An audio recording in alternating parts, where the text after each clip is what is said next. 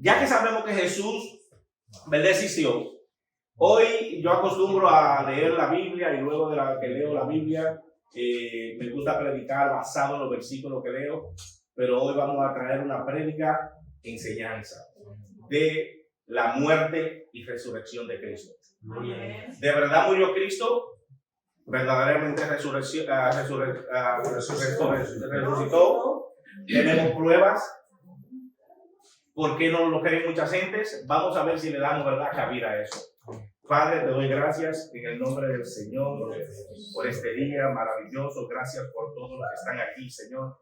Bendícelos, Señor, como tú solamente puedes bendecir, Señor. Y como te pido, Señor amado, así como he sido yo tocado, mi Dios, con esta palabra, como he sido yo ministrado con esta palabra, Señor, que tú puedas, Señor, también, ¿verdad?, ablandar el corazón de todo lo que estamos aquí, Señor, y darnos una palabra. Con una palabra nos conformamos, Señor, para poder llevarla y aplicarla a nuestras vidas, Señor. Que cuando ellos lleguen esa palabra a su vida la puedan coger, Señor, y puedan, Señor, nutrirse de ella y puedan, Señor amado, imitarte más a ti, Señor, y por ende conocerte más, Señor. En el nombre de Jesús. Amén, amén, amén. Antes de yo empezar, como le dije, yo quiero dar una pequeña historia. Y es que nos vamos a ir, nos vamos a ir al 29 de septiembre del 2006 en Ramadi, Irak.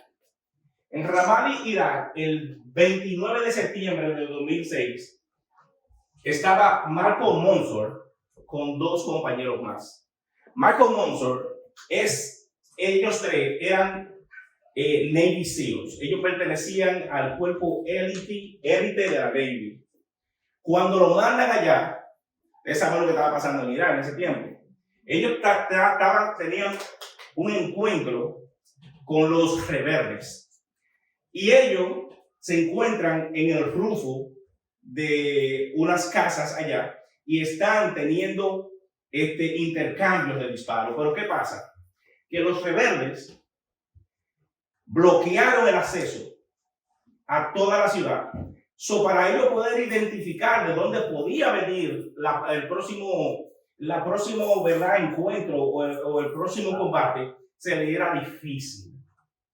Pero más difícil se le hizo porque también una de estas mezquitas, de esta sinagoga que le llaman mezquita, ellos tienen unas bocinas altas que la tocan cada cierto tiempo y eso es momento de oración para ellos. Ese día no era momento de oración. Ese día esa mezquita se pasó el día entero gritando y vociferando: maten a los gringos. Maten a los gringos. Ese día,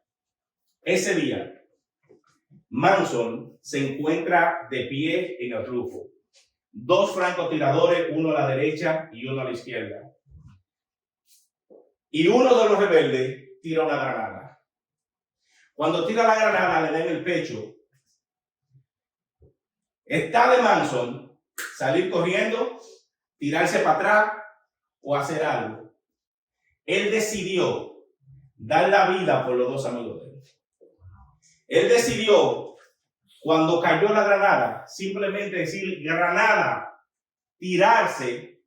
Cuando la granada explota, él cogió la mayor de la propulsión de la granada y por ende los dos amigos que se encontraban con él, uno a la derecha y otro a la izquierda, solamente fueron leccionados breve porque él cogió el impacto completo de lo que es esa granada. Y dicen que cuando los amigos se lo llevan, 30 minutos después, él fallece en el camino porque no murió instantáneamente. En el funeral de él, cuando están allá y lo están velando, como diríamos, uno de los amigos dijo: ese día, Manson tenía la muerte pintada en la cara. Incluso él nos dijo a nosotros en el comando, no a ellos dos solamente, al comando completo, Él le dijo, si algo sucede hoy y yo puedo evitarlo, yo me entrego por todos ustedes. Es decir, que ya él sabía y estaba predispuesto a lo que iba. Pero ¿dónde yo voy con esto? En el 2008, cuando George Bush era presidente de los Estados Unidos, llaman a la familia para darle la medalla de honor. Porque es un héroe. Porque dio la vida por 2 amigos. Lo llaman para que dé la medalla de honor. Y cuando este hombre le va a entregar, ¿verdad?, la medalla de honor a la familia, durante el discurso se veía cómo lloraba el presidente de los Estados Unidos. Y a la misma vez tenía que parar de dar el discurso porque la garganta se le tragaba de tan fuerte y tan emotivo que él estaba en este acto de heroísmo que Monson llega a ser. No obstante, en enero del 2019, en San Diego, California, el Navy dio a conocer el USS Michael Monson. Ese es un barco que lo hicieron en honor a Michael Monson. Pero no eso, si ustedes escuchan los misiles que son los que detectan cuando cuando tiran misiles, estos misiles que detectan para que detecten esos misiles y no hagan el blanco, se llaman Monson, en honor a Michael Monson. Y así lo han exaltado a este hombre. Ese día llamaron a su familia, llamaron a la mamá y a la familia para darle a reconocer a ella todo lo que ellos habían hecho por su hijo. Y yo le pregunto a ustedes ahora, ¿por qué ustedes creen que ellos hicieron todo eso con Michael Monson? ¿Por qué ustedes creen que ellos, incluso un estadio universitario de fútbol, lo dedicaron a Michael Monson, y en el estadio, en el centro, le pusieron un tridente dorado, que es la insignia de los Navy SEAL, con memoria a Michael Monson? ¿Ustedes saben por qué ellos lo hicieron? Porque ese hombre hizo un sacrificio y dio la vida por 2 amigos. Por 2 amigos. Y yo le voy a preguntar a ustedes ahora, ¿ustedes creen que ustedes tienen una persona que pueda dar la vida por ustedes? ¿Ustedes creen que ustedes tengan una persona que pueda sacrificarse por usted? Y la respuesta, mi hermanos, es: ya Cristo lo hizo por cada uno de nosotros. Cristo se sacrificó por nosotros. Ya Cristo pagó nuestra culpa. Ya Cristo pagó nuestra salvación. Ya Cristo pagó por nuestros pecados. Ya Cristo, lo que Michael Monson hizo por 2 amigos en un momento de desespero. Acuérdense que Cristo vino específicamente, míticamente, y todo calculado lo que iba a pasar. Y cumplió con ese propósito. Y dio su vida por ti, la dio por mí, la dio por el mundo entero. Y la dio por todo aquel que lo reconozca como dueño y salvador del mundo. Aleluya. Ya Cristo lo hizo. Y le traigo esa pequeña historia, porque esta historia, así como pasó la de Cristo hace 2000 años atrás, esta historia se va a seguir contando. Y esa historia no va a cambiar 2000 años atrás. Y esa historia va a ser la misma 2000 años atrás. Y hace más o menos 2023 años que Cristo hizo lo mismo, pero el hombre quiere eliminar eso. El hombre no quiere entender lo que Cristo hizo porque hace demasiado tiempo. Y tratan de negar que Cristo existió. Tratan de decir que Cristo es místico. Y qué bueno, Pastor Marco, que tú trajiste esa prédica la semana pasada que nos demuestra históricamente, bíblicamente y extrabíblicamente la historia de que hubo un Cristo. Amén. De que hubo un Jesús que existió. Amén. Aleluya. Aleluya. Y para empezar, vamos a leer Corintios 15, del 14 al 15. Dice: y si Cristo no resucitó, Vana es entonces nuestra predicación, vana es también vuestra fe. Y somos hallados falsos, testigos de Dios, porque hemos testificado de Dios que Él resucitó a Cristo, al cual no resucitó. Miren, mi hermano, yo voy a decir una cosa. A diferencia de cualquier otra religión, está la judía, la islámica, incluso, ¿usted sabe cuál? El ateísmo. El ateísmo es una religión, aunque ellos no quieran llamarse religiosos. El cristianismo es lo único que inicia con una idea o filosofía. La crucifixión y la resurrección de Cristo viene siendo el cuadro angular o la columna de soporte del cristianismo. Amén. Mire, por más que se hable de Jesús, por más que se hable del Espíritu Santo, por más que se hable de que si Cristo murió, por más que se hable que si Cristo existió, si desbaratan, si pueden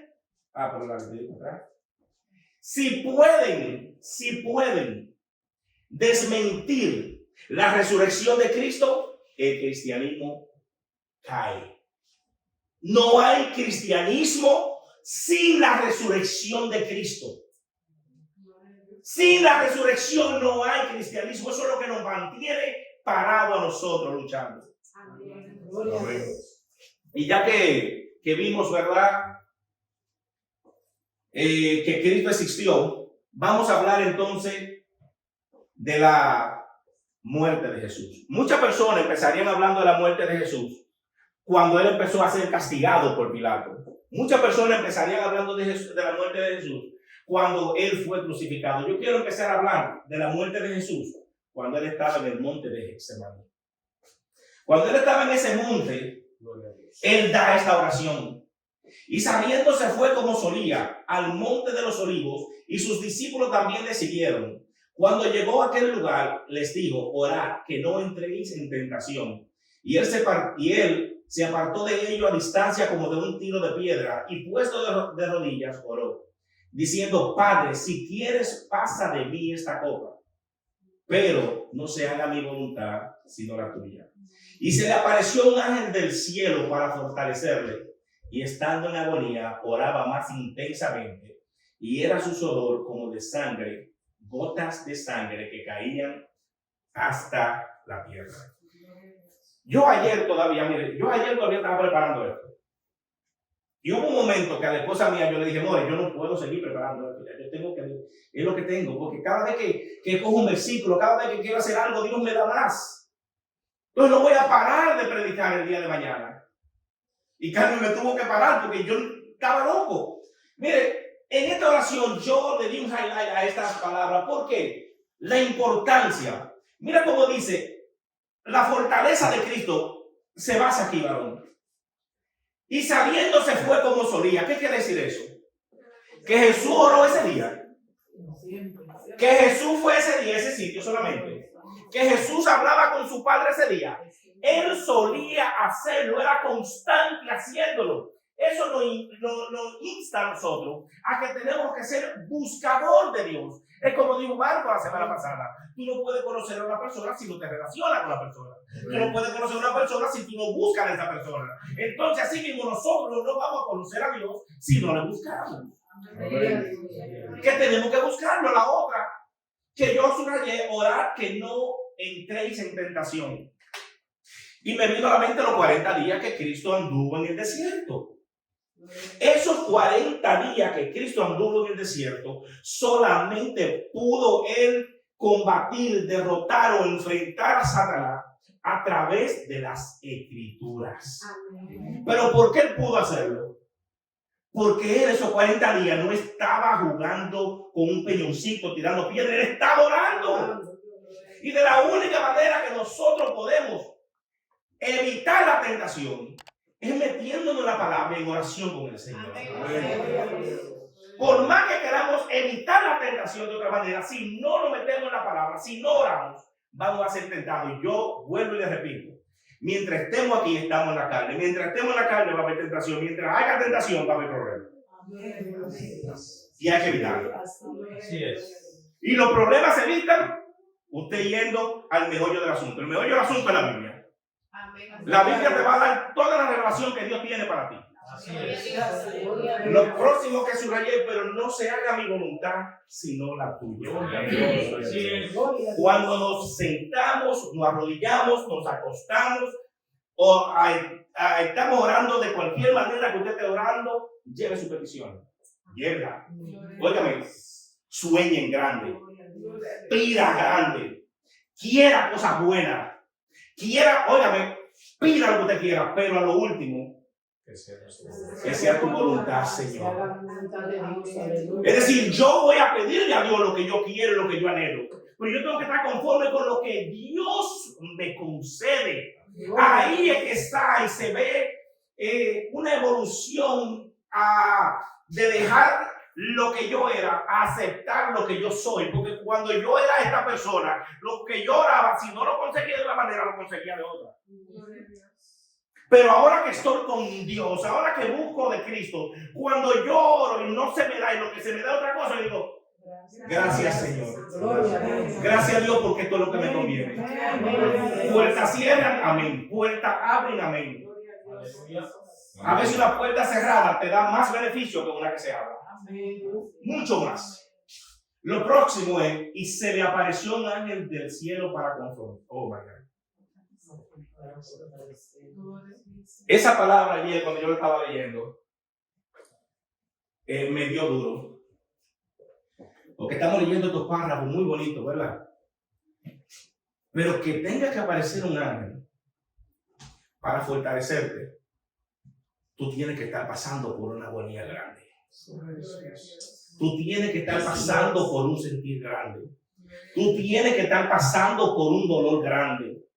Óyeme, tú tienes que estarte destrozando por dentro y por fuera para mandar un ángel a fortalecerte. Mire, Jesús dice que estaba en agonía, oraba intensamente, estaba triste, estaba destrozado, pero mire lo que le está pidiendo. Que le quite, porque él sabe para dónde va. Por eso dije, Monson ahorita se le tiró la granada, pero fue un instinto. Cristo sabía lo que iba a sufrir. Es muy diferente. Una muerte premeditada. No es fácil tú sabiendo lo que te va a pasar. Cualquiera lo niega. Cualquiera se va. Y por último, y era sudor como grandes gotas de sangre. Aquí teníamos un problema, y era que el cristianismo era debatido, era confrontado, porque decían, usted está loco. Usted cree que a nadie le sale sangre sudando, a nadie esto y lo otro, hasta porque Dios dice que lo que está en oscuridad sale a la luz. Hay una enfermedad llamada hematidrosis. ¿Qué es la hematidrosis? La hematidrosis es una enfermedad que tienen muchas personas, no una ni dos. Yo conozco personas con hematidrosis. Cuando las personas están en mucho estrés, cuando, por ejemplo, si es estudiando y es estrés de tarea, de esto y lo otro, y trabajando peor. Yo conozco una persona que, en lo que yo estuve conociendo 2 veces, tuvo que ir al médico, se le salió un ojo. Se le salía por fuera. Y tenía que ir al médico y los médicos volvían a meterle el ojo para adentro. Y la hematidrosis lo que hace es que los poros por dentro, los poros capilares, te los destroza el estrés. Entonces, cuando tú lloras, lo que sale es sangre en vez de agua. Cuando tú sudas, lo que sale es sangre, porque ya esos vasos capilares están rotos. Cuando los vasos capilares están rotos, cuando sale cualquier tipo de líquido que va a salir del cuerpo, lo que sale es la sangre. Así estaba Jesús ese día. Así estaba Jesús. Aleluya. Vamos a entrar más y vamos a analizar la muerte de Jesús. En la muerte de Jesús, vamos a ver que él fue castigado antes de ser crucificado. Mira porque esto es importante y no muchas veces se dice, Marco. Los romanos eran crueles. Los romanos eran malos. Los romanos tenían la manera más más, ¿cómo diríamos para traerlo en un español más o menos? Cruel le queda corta. No, perverso. Atroz. Yo creo que atroz. Brutal. Yo creo que atroz le queda bien. La forma más atrozas para que una persona antes de morir sufra, porque a ellos lo que les encantaba era ver el sufrimiento de la gente. Porque ellos decían, si tú me haces algo y yo puedo matarte sufriendo y el otro lo ve, el otro no lo va a hacer. Me va a respetar. Y esa es la forma que me va a respetar. ¿Qué hacían ellos? Al que ellos castigaban con el látigo, a quien ellos les daban lastigazos, no lo crucificaban.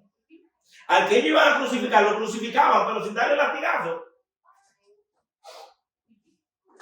Mas, sin embargo, este hombre, Pilato, no quiere matar a Jesús. Él está huyendo matar a Jesús. Pilato lo primero que se lo manda a Herodes, porque él no quiere cargar con ese muerto. Él sabe que este hombre no ha hecho nada para ser muerto. Herodes se lo manda para atrás. La mujer de Pilato dice, ten cuenta que tuve un sueño. Ese hombre, el Hijo de Dios. Óyeme, de toda la manera, el Pilato astutamente dijo, ya yo sé lo que voy a hacer. Mándenlo a que sea castigado. Y le empezaron a castigar. Pero cuando a él lo castigan, no es como una correa mojada que le dan, como nos daban a nosotros cuando nos portábamos mal.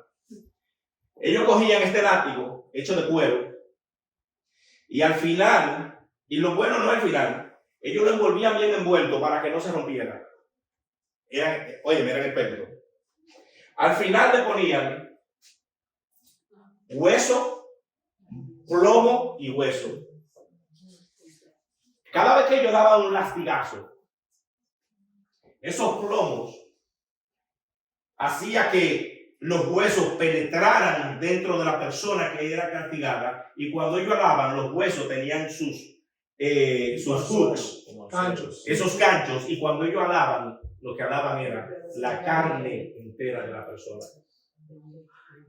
Y dicen que Jesús, Poncio Pilato lo mandó a castigar porque él no quería crucificarlo, mas sin embargo tuvo que hacerlo por imposiciones políticas. Tuvo que hacerlo. Pero ese no es el lema. El lema es que cuando a él lo llevan, Jesús ya está débil. Jesús ya ha perdido casi la mayoría de su sangre aquí. Jesús ya tiene anemia. Ellos eran los médicos que han hecho unos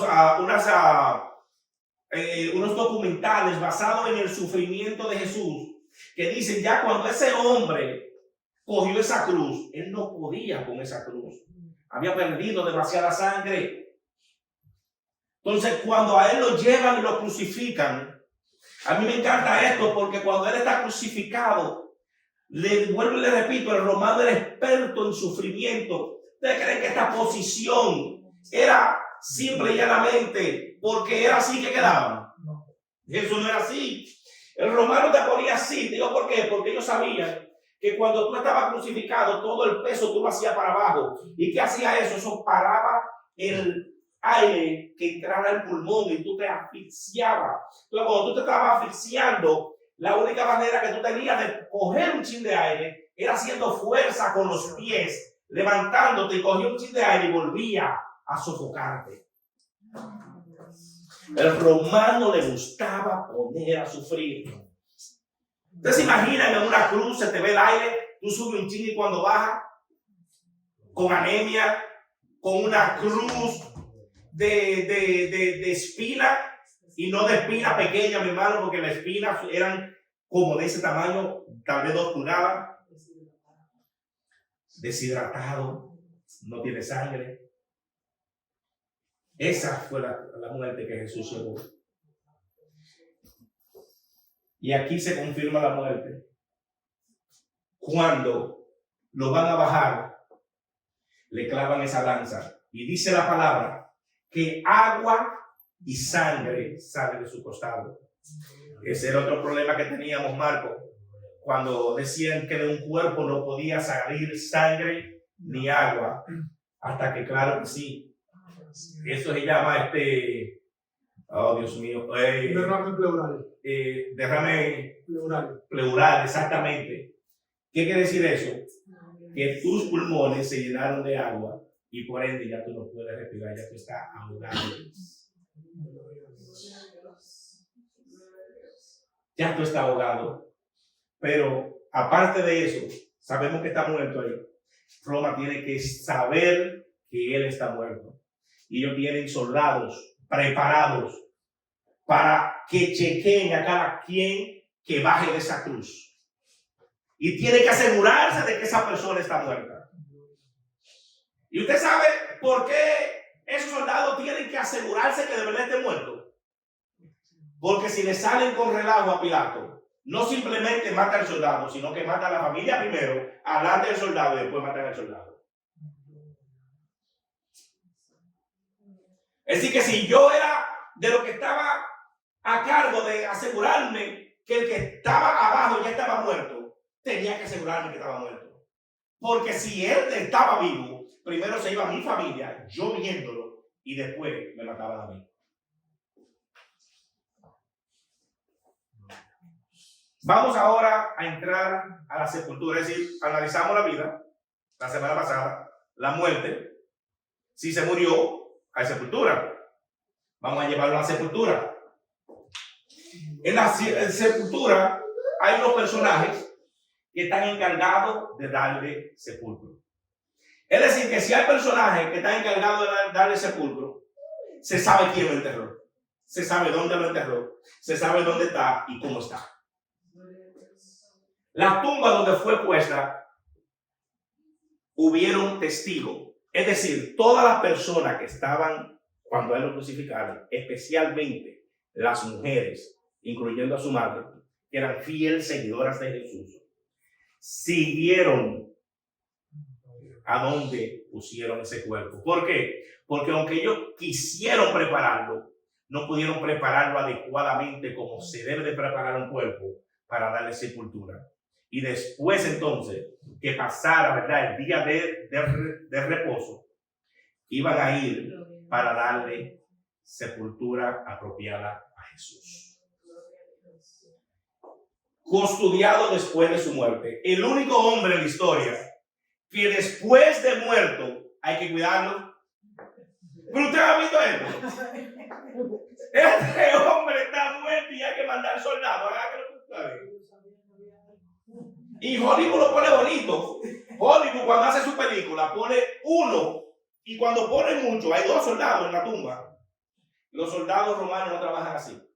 Si usted lee la Biblia, usted ve que siempre hay jefe de 10, jefe de docena, jefe de 50, jefe de 100, jefe de 1000.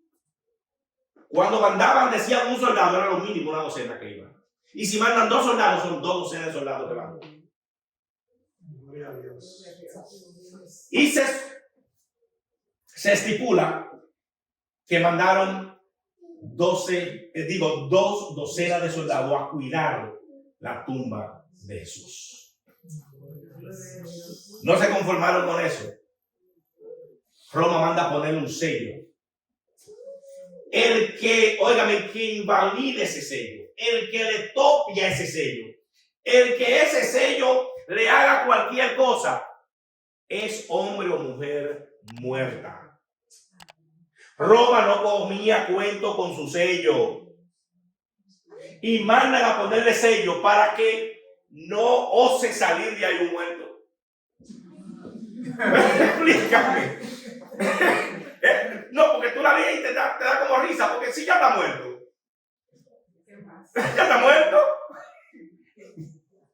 Entonces, óigame, es decir, Pilato no lo iba a hacer. Pero acuérdense que ya lo meten y es un choque político que hay. Entonces, Pilato tiene que asegurarse y seguir todos los mandatos de estos hombres que le dicen, óyeme, él dijo que va a resucitar y esta gente se atreven a armar un lío, manda guardia. ¿Y usted cree que si le dicen a Pilato que esta gente te quiere hacer un lío, va a mandar un guardia o dos? Por eso que se estipula que había por lo menos 2 docenas de guardias, chequeando ahí, el que se acercaba y era muerto. Y después le manda a poner el sello. Vamos a ver entonces y a darle un análisis a la resurrección de Cristo. Primeramente, las mujeres cuando van no lo encuentran en la tumba. Como ustedes saben en los evangelios, las primeras que hacen su llegada a la tumba de Jesús son las mujeres. No lo encuentran en la tumba y ellas se asombran. Y ellas son encontradas por un ángel que le dice: ¿a quién tú vienes a buscar? El que estaba aquí está allá arriba como te lo prometió. Él no está aquí, él no se encuentra. Un ángel. Pero no está todo eso, Marcos, sino que los soldados se encuentran todos tirados en el suelo, durmiendo, tirados, hipnotizados, tirados, anulados, tirados, no eran nada en ese momento. Aleluya. Se le aparece a los discípulos y a más de 5,000 personas. Es decir, él se le aparece no solamente a los discípulos. Dice la palabra que Jesús, después de su resurrección, estuvo con nosotros aquí 40 días. 40 días en las cuales se le apareció a más de 5,000 personas. ¿Y por qué tanta persona? Porque Jerusalén estaba lleno de personas. Eran los tiempos de Pascua. Todo el judío tenía que estar ahí. Todo el judío tenía que celebrar. Dios hace la cosa perfecta. Dios espera ese momento. ¿Por qué? Porque no lo van solamente a ver los que viven en Jerusalén, sino que el que vive afuera tiene que estar ahí y tiene que ser presencia de lo que Dios va a hacer. Gloria a Dios. Aleluya, Dios sí es bueno. Dios sí es bueno, aleluya.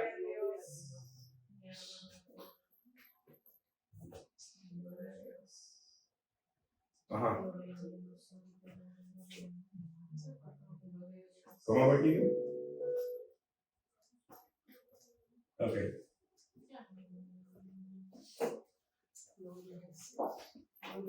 Dale a este de aquí.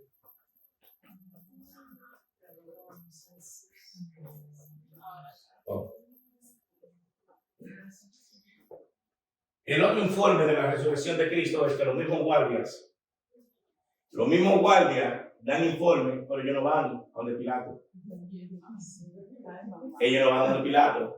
¿Por qué no van a donde Pilato? Ahí mismo lo van. Ellos van donde los fariseos porque saben que los fariseos tienen poder sobre Pilato. Porque saben que los fariseos fueron los que impusieron que ellos estuvieran ahí. Porque saben que los fariseos ahora pueden tal vez hacer algo por ellos. Y todo eso lo podemos encontrar en Mateos. Ahora, como hablamos de la resurrección y hablamos de todo eso, dejé esta parte para último. Porque usted va a decir, ok, se habló de todo eso, pero ¿cómo se oponen a la resurrección? Ok. La resurrección tiene muchas personas que están en contra, traen argumentos. Vamos a ver solamente 3 o 4 marcos hoy, porque son muchos. Y ustedes verán dónde se cae cada argumento que ellos traen. Se cae más de uno que yo no lo voy a repasar, porque, y este del siglo XX, donde este hombre dice que la resurrección de Cristo fue que Jesús tenía un mellizo que nadie lo había visto nunca y que después de su muerte hizo una aparición para decir que era Jesús. Esa fue con lo último que salieron, y esto es del siglo XX. La teoría de la tumba desconocida. Hay muchas personas que niegan la resurrección porque dicen que cuando las personas fueron no reconocieron la tumba. No sabían que la tumba era que esa era la tumba de Jesús. Muy bien, y le damos un plus a ellos. ¿Por qué? Porque en Jerusalén, como tú vas, Jerusalén toda la roca es blanca, es como caliche. No usan otro color de roca. Los todo es como así tiene una uniformidad terrible. Todo lo que tú ves en esa roca que está hecha, incluso también los cementerios. Pero, ¿a dónde se cae? Porque ahorita dijimos que Jesús cuando lo enterraron, lo recogieron. Nicodemo fue y pidió su cuerpo. Nicodemo lo enterró en una tumba que de él. Nicodemo lo llevó para José de Arimatea y Nicodemo, los dos. Entonces lo llevaron, y no tanto eso, sino que José de Arimatea y Nicodemo eran fariseos. Ellos no tenían que ir muy lejos, ellos lo encontraban en sus reuniones. Si la tumba era desconocida, que por cierto, en los tiempos cuando Jesús hizo su aparición, ningún fariseo ni nadie se atrevió a debatir eso, porque sabían que era verdad. Nada más tenían que ir a buscar a Nicodemo. ¿Cuál es tu tumba? Enséñamela. Ahí se cae esa teoría, porque la tumba tenía dueño, tenía sitio, fueron testigos. Nada más tenían que agarrar el dueño y llevarlo. La otra teoría que vamos a ver hoy es la tumba equivocada, que viene siendo la misma. Si la tumba es equivocada, que no es la misma tumba, vuelvo y le digo, ahí está el dueño, ahí están los testigos. ¿Por qué ellos dicen que tumba equivocada? Porque ellos dicen que las mujeres cuando fueron, no fueron a la tumba que lo enterraron. Ellos dicen que las mujeres fueron a la tumba del lado, o la tumba que estaba dos tumbas atrás, y que ya habían sacado el cadáver de ahí, y que por eso ellos decían que era la tumba equivocada. Pero, ¿usted cree que estas mujeres que Jesús le sacó demonio, la libró de ser apedreada, su propia madre, no iban a darse cuenta específicamente dónde está enterrado Jesús? Además, yo le voy a decir una cosa. Mami, ¿qué año fue que murió la serie? Eso fue como en el 1973 por ahí. Yo tenía 2 años. No, 74, yo 74. tenía 3 años. 3 años. Yo tengo eso bíblico en mi mente y yo voy al cementerio y yo sé dónde lo enterraron a mi mamá. Cada vez que yo voy al cementerio paso por ese sitio. Tenía 3 años yo cuando pasó eso. Porque hay cosas que te impactan de una manera que a ti nunca se te olvida, y eso es la resurrección. Es más, yo le voy a preguntar a uno de ustedes ahora mismo, ¿quién se acuerda ahora mismo dónde estaba el 21 de julio del año pasado y qué estaba haciendo? A las 3 de la tarde. El 21 de julio del año pasado. Ahora le voy a hacer la misma pregunta. ¿A dónde usted estaba el 11 de septiembre del 2001? ¿Te acuerdas dónde estaba, verdad? ¿Y qué estaba haciendo? ¿Te acuerdas? ¿Te acuerdas? ¿Y qué hiciste en esos momentos? ¿Y qué pasó en esos momentos? There you go.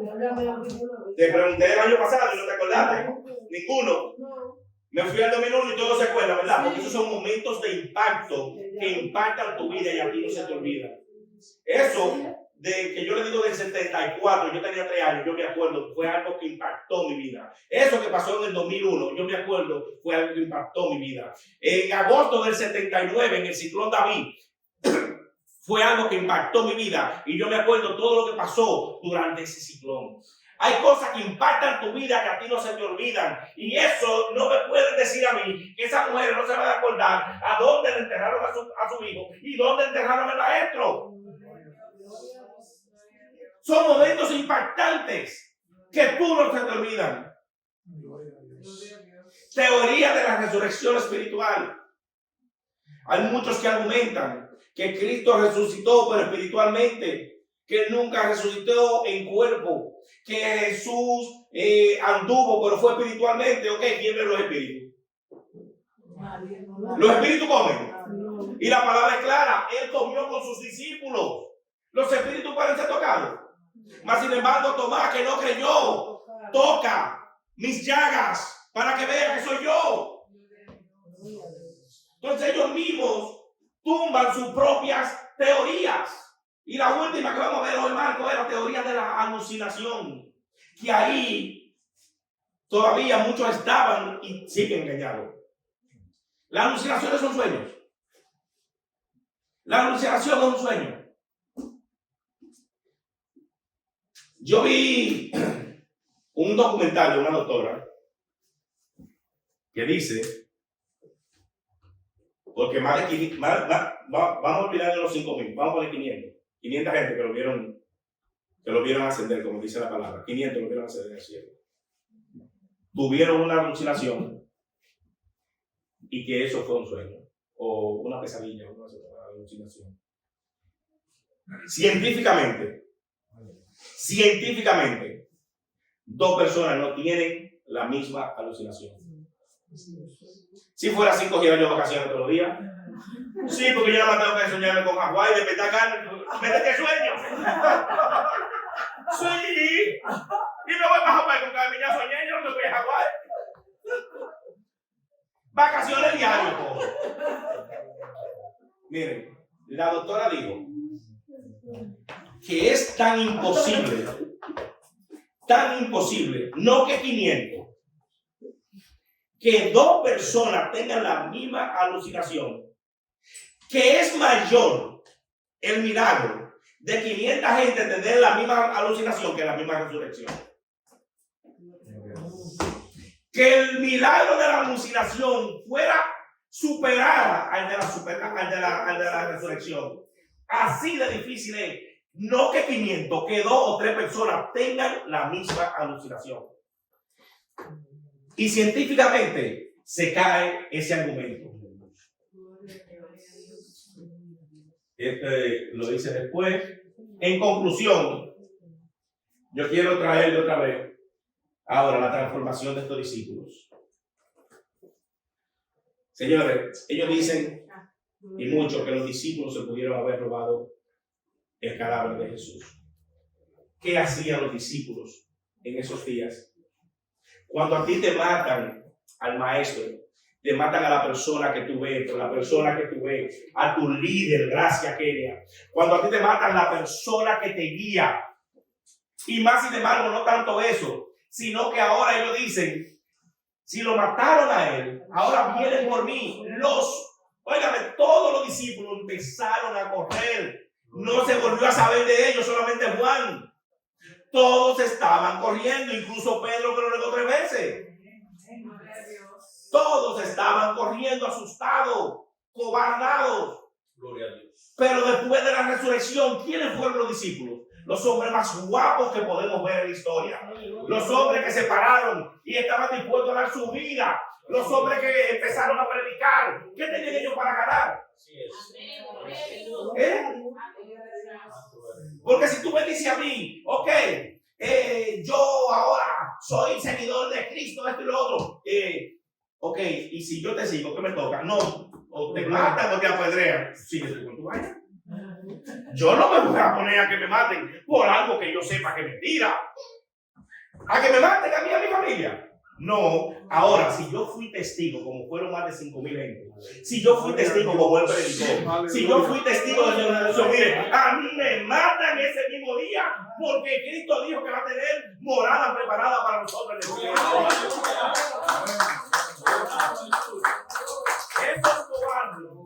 Esos cobardes que andaban huyendo, esos cobardes que andaban escondiéndose, ahora son los más guapos, no porque lo mataron, sino porque él resucitó. Si Jesús no hubiera resucitado, no estuviéramos hablando de Pedro, de Juan, no estuviéramos hablando de Jacob, no estuviéramos hablando de ninguno. Todavía estuvieran huyendo.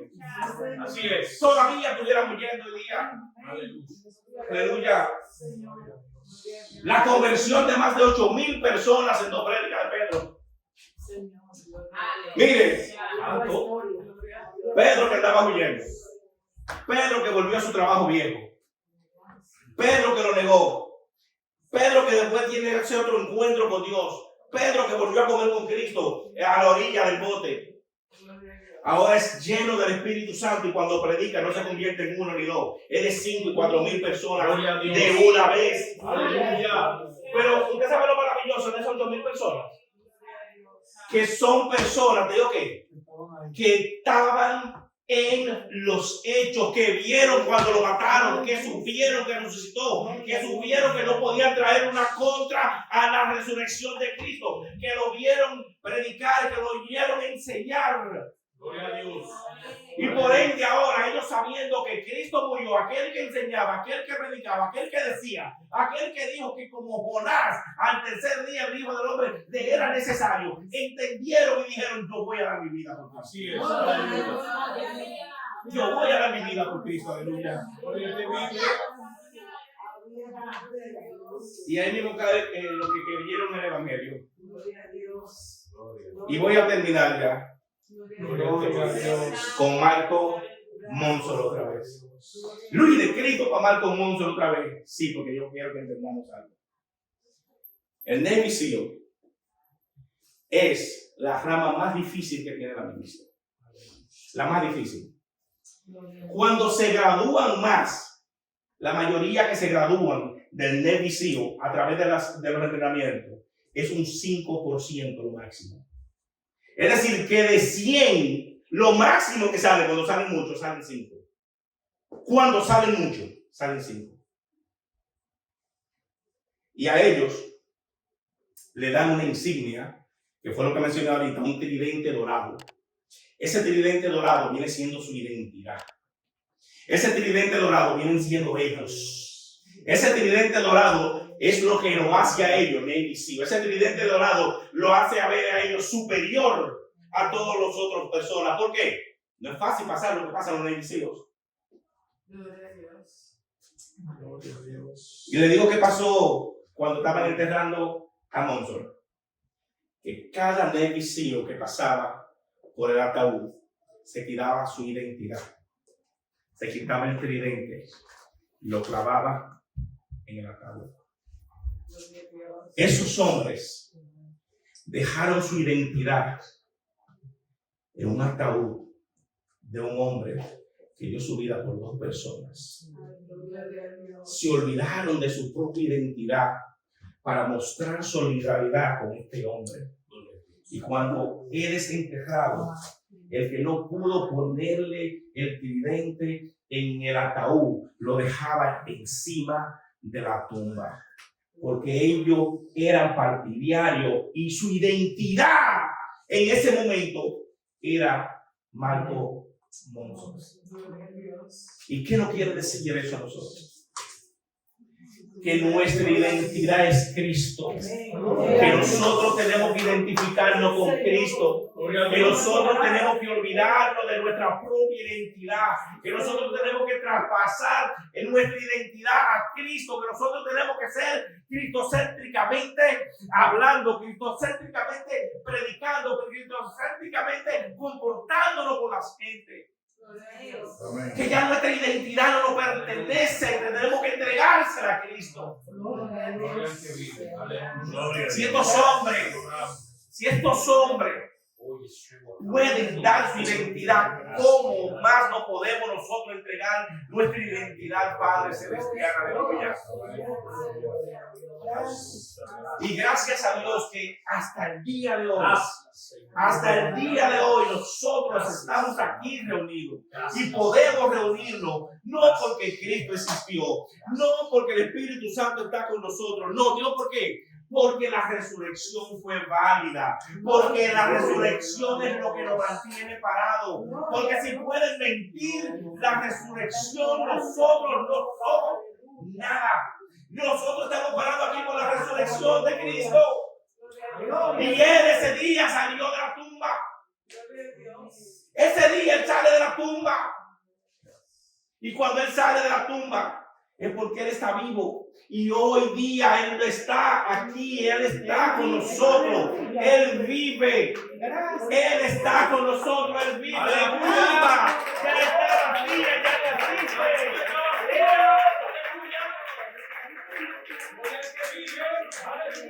La tumba está vacía.